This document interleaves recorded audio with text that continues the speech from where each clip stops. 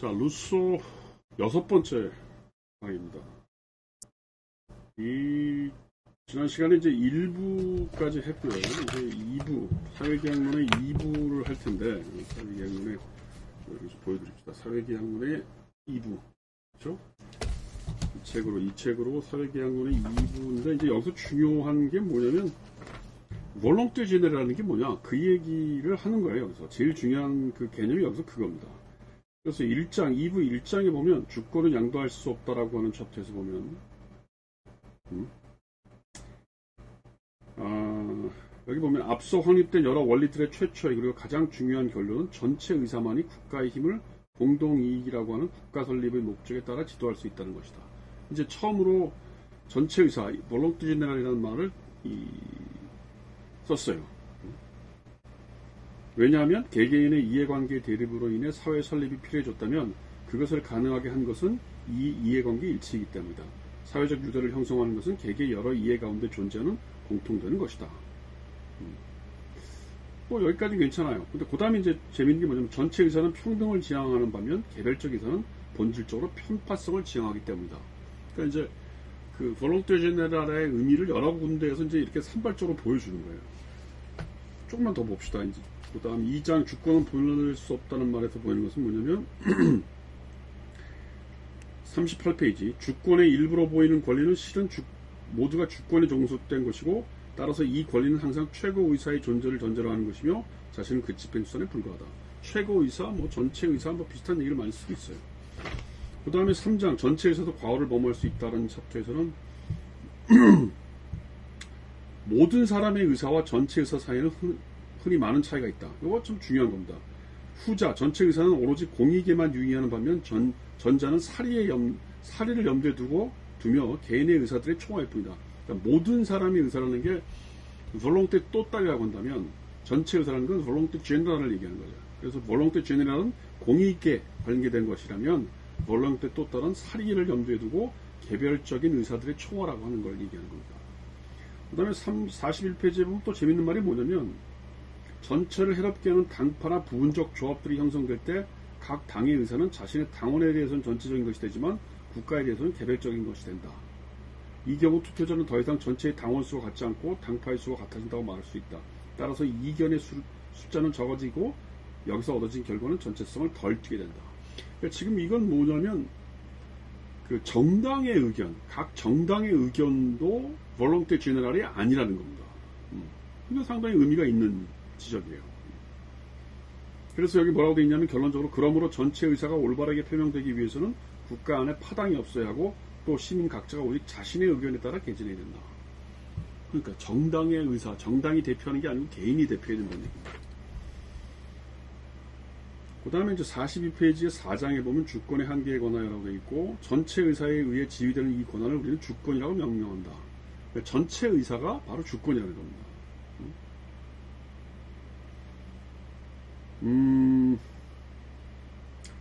43페이지 위에 부분 시민이 국가를 위해 할 수 있는 모든 봉사는 주권자가 이것을 요구하는 순간부터 국가에 대한 시민의 의무가 된다. 그러나 주권자의 편에서는 공동체에 무용한 어떤 속박도 그 백성들에게 부과할 수는 없다. 주권자는 그것을 원하는 것조차 안 된다. 왜냐하면 이성의 법칙 하에서도 자연의 법칙 하에서도 같이 이유 없는 일은 결코 행해질 수 없기 때문이다. 그 다음에 43페이지 밑에 전체의 의사는 전체에 시작하여 전체에 적용되며 그것이 어느 개인적이고 한정된 대상에 편중되어 사용되는 경우 본래의 정당성을 상실하고 만드는 것을 입증한다. 그래서 제가 지금 왜 자꾸 이걸 설명 안 하고 있냐면 볼렁테 제네랄이 뭐냐고 설명하기 참 어려워요.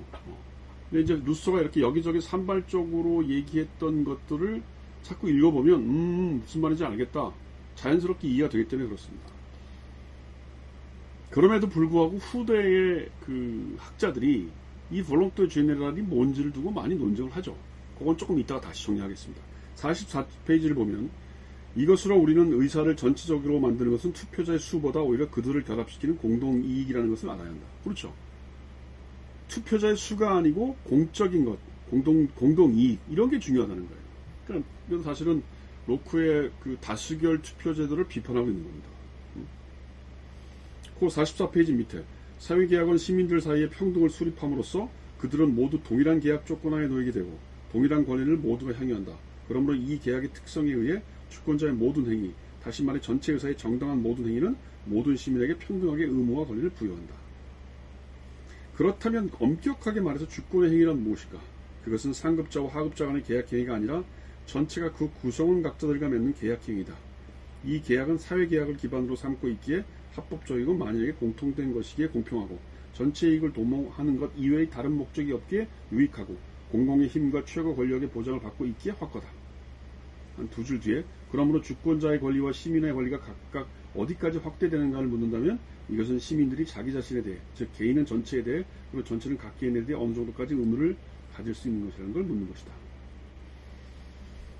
뭐 좀 어렵죠. 평등을 지향하고 뭐 주권행위라고 하는 건 서로 간에 전체와 개인이 서로서로에게서 책임을 진다. 뭐 이게 여러 가지 얘기가 나오는데 정치 사상가들이 갖고 있는 어떤 정신적인 어떤 영감 이런 것들을 이제 나중에 법학자들이나 밑에 뒤인 학자들은 그걸 좀 풀어 쓰는 거예요. 그러니까 예를 들면 이런 거죠. 마르크스한테는 이 일반 의지, 루소가 얘기하는 일반 의지를 어떻게 해석했냐면 프롤레타리아의 계급이시라고 받는 거예요. 왜? 프롤레타리아말로 잃을 게 없고 공동의 이익밖에 없는 사람들이기 때문에 프롤레타리아가 원하는 이익이 결국 사회 전체를 위한 거라고 하는 겁니다. 막스는 그렇게 봤어요. 물론 그 전에 헤겔 같은 경우는 국가 이성, 국가라고 하는 것이 절대 인륜 이성의 최고의 이 형태인데 국가가 요구하는 것, 국가가 생각하는 것이 볼롱테 제너럴이라고 본 거예요. 그러니까 그 나중에 헤겔 얘기할 때 다시 한번 얘기하겠습니다만 헤겔한테는 이 루소의 일반 의사라고 하는 것이 너무 애매하다는 거예요. 칸트는 물론 이게 좀 거꾸로 가거든요. 칸트는 그걸 절차적인 형식성을 통해서 합리적인 이성을 통해서 루소가 얘기하는 일반 의사를 찾아낼 수 있다고 생각한 거예요. 근데 헤겔이 보기에 그렇게 절차적인 것, 명증적인 것 이렇게 해서는 일반 의사가 안 된다는 겁니다. 또 이 헤겔의 눈에 보기에는 루소는 그것을 역사 속에서 발견하지 못했다는 거예요. 그래서 헤겔한테는 뭐냐면 헤겔은 이제 루소도 비판하고 칸트도 비판하는데 나중에 다시 하겠습니다만 이 루소가 갖고 있는 일반 의사라고 하는 걸 역사 속에서 검증해야 된다는 거죠. 그런 의미에서 역사로부터 이렇게 쭉 축적되어 온 국가의 의사, 그게 절대 인륜의 최고치, 절대 인륜의 최고의 형태인데 국가가 원하는 것, 그래서 국가가 명령하는 것, 그게 일반 의사가 되는 거죠. 그 다음에 이제 막스는 아까 그걸 프롤레타리아의 의식이라고 했고, 그 다음 나중에 레닌 같은 사람은 이게 혁명을 했던 사람이니까 전위당 이론을 만들어요. 전위, 앞전자에 위치할 위, 그 다음에 당자를 만들어서 가장 앞선 당의 어떤 의사가 볼롱테 제너럴이라고 보는 겁니다.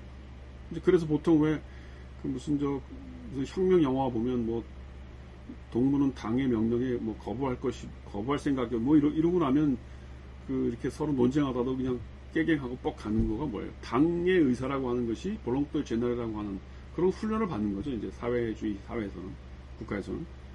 자, 그렇지만 이게 도대체 뭔지 이런 것들은 사실은 참 어려워요. 이게 참 어려운 겁니다. 이게 볼롱테 제너럴이 뭔지, 이게 어떤 식으로 우리가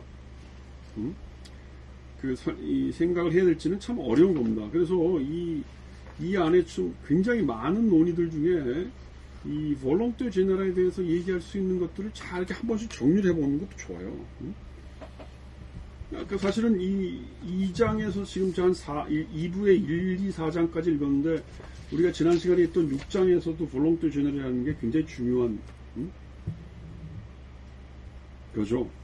이 전체 의사라니까 지난번에 했던 거 다시 지금 우리는 각자가 자신의 신체와 모든 능력을 공동의 것으로 만들어서 전체 의사에 감독하여 둔다. 그리고 우리는 각 성원을 전체와 불가분의 몸으로서 한 몸으로 받아든다. 이게 전체 의사라는 거예요. 볼롱테 제너럴. 그 다음에 다시 한번 얘기하자면 개인적 인격은 사라지고 결합행위는 대신 하나의 집합적인 법인체를 만든다. 총회의 투표수와 동일한 수의 성원으로 조직된 이 단체는 바로 그 결합행위로부터 자신의 통일성과 공동적 자아 그리고 자신의 생명과 의사를 받는다. 이게 또 일반 의사죠. 그래서 사실은 일반 의사가 뭔지를 정확하게 이야기하고 구체적으로 얘기할 수 있는 사람이 없어요. 그래서 칸트는 그걸 절차적인 어떤 형식성, 이성의 절차적 형식성에 의해서 합의에 도달하는 것, 그런 걸 볼롱테 제너럴이 했고, 헤겔은 국가의 절대 이성의 이념이라고 했고, 마르크스는 프롤레타리아의 계급의식이라고 했고, 레닌은 전위당이라고 했고, 뭐, 그 다음에 이제 우파 쪽에서는 어떻게 돼요? 우파 쪽에서는 이런 얘기를 조금 발전시키진 않았죠. 이제 그러다가 최근에 와서 새로운 형태의 그 일반 의지를 어떻게 측정할까 하는 뭐 그런 아이디어를 준 그 글이 있어서 그거는 조금 다음 시간에 소개하도록 하겠습니다.